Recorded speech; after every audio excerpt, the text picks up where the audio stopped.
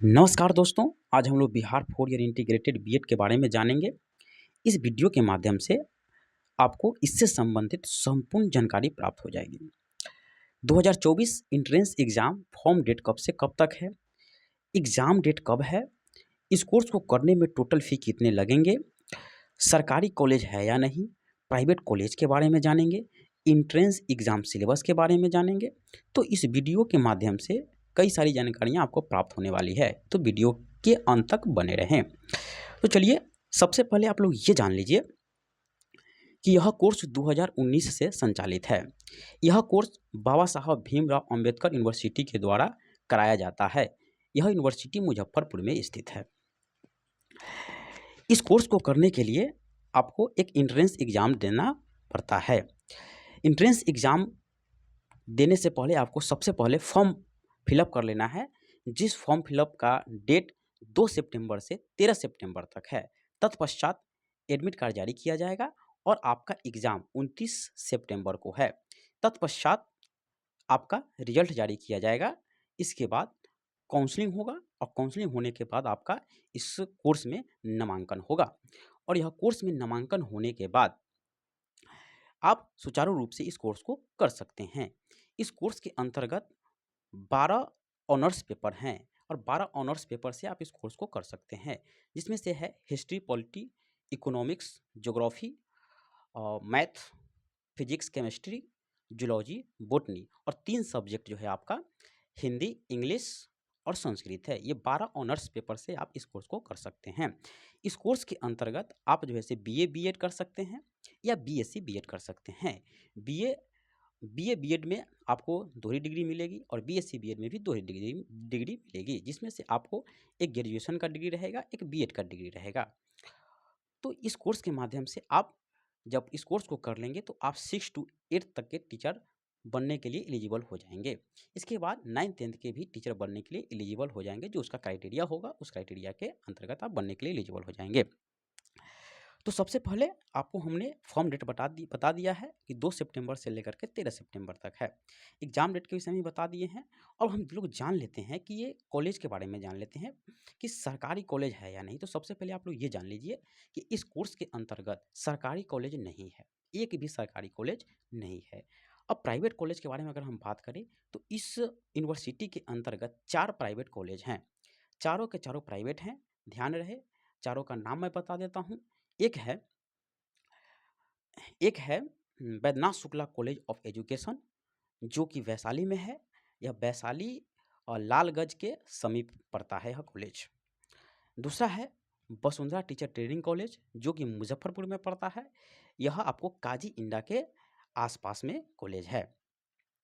तीसरा कॉलेज है शहीद प्रमोद बीएड कॉलेज।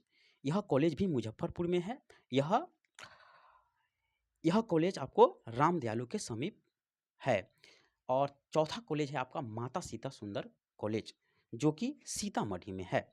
तो चारों के चारों प्राइवेट कॉलेज हैं। अब चारों कॉलेज के फ़ी के बारे में जान लेते हैं। देखिए, प्रत्येक कॉलेज में आपका फ़ी समान है।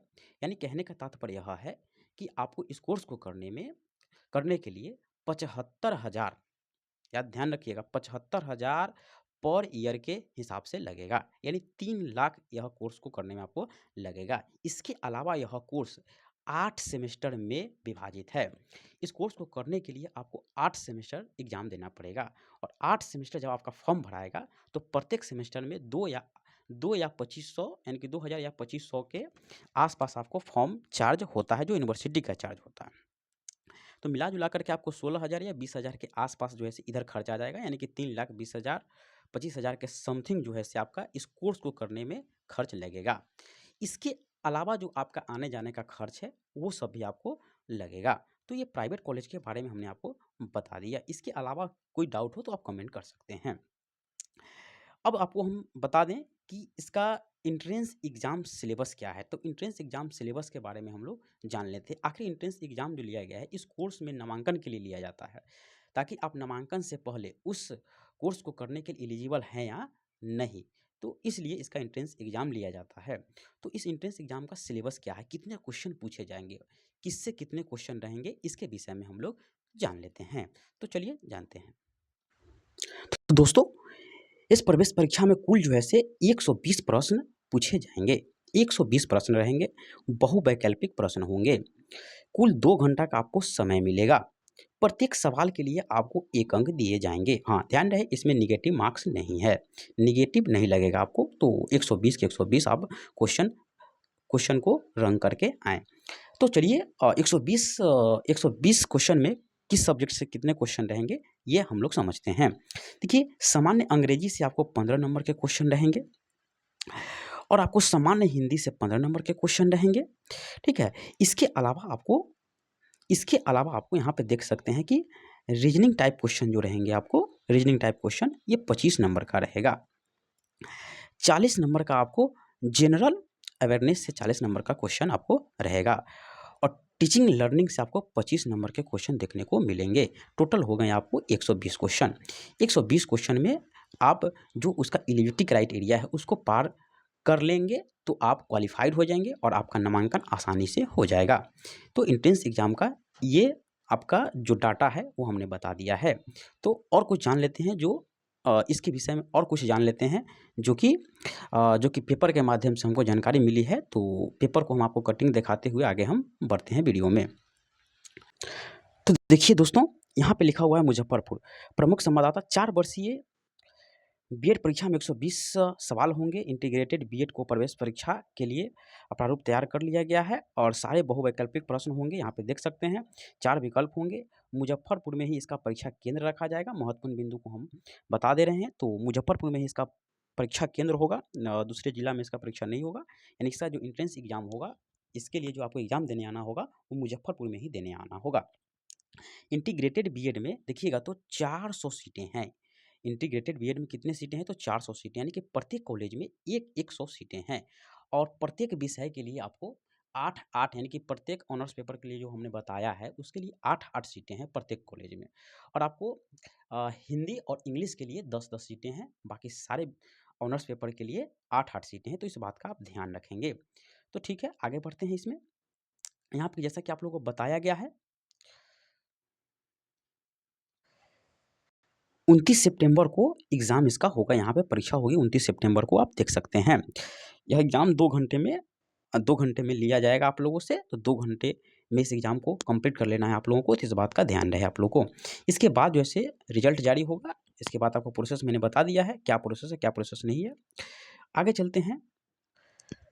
तो यहाँ पे आप लोग देख सकते हैं, यहाँ पे जो मैंने ऊपर में बताया था अलग से लिख करके, तो वही चीज़ यहाँ पे लिखा गया है कि किस सब्जेक्ट से कितने नंबर पूछे जाएंगे, यहाँ पे लिखा हुआ है। ठीक है, यहाँ पे देख सकते हैं ये सब 40 नंबर जनरल अवेयरनेस का क्वेश्चन होंगे और टीचिंग लर्निंग से 25 नंबर के क्वेश्चन होंगे। एक बात आप लोग जान लीजिए कि पिछले 5 साल से LNMU के द्वारा, यानी कि ललित नारायण मिथिला यूनिवर्सिटी के द्वारा इस एंट्रेंस एग्जाम को कंडक्ट कराया जाता था, परंतु इस बार जो है बिहार यूनिवर्सिटी के द्वारा ही इस एग्ज़ाम को कंडक्ट कराया जाएगा, जो कि मुजफ्फरपुर में ही होगा और यहीं से आपको कोर्स भी कंप्लीट होगा। यानी कि यूनिवर्सिटी के द्वारा, यानी जब भी आपका सेमेस्टर का एग्ज़ाम होगा तो यूनिवर्सिटी के आसपास में ही एग्ज़ाम होगा आपका। यूनिवर्सिटी के बगल में 5 किलोमीटर के रेंज में आपको कोई कॉलेज होगा, उस कॉलेज में आपका एग्ज़ाम होगा। और आप लोगों को अगर दूर से हैं तो सोच समझ लें आप लोग अच्छे ढंग से। इसके बाद इस कोर्स के लिए आप फॉर्म अप्लाई करें, नहीं तो आपको आने वाले समय में दिक्कत हो सकता है। तो इस प्रकार की जानकारी आपको मिल चुकी होगी इस कोर्स के बारे में।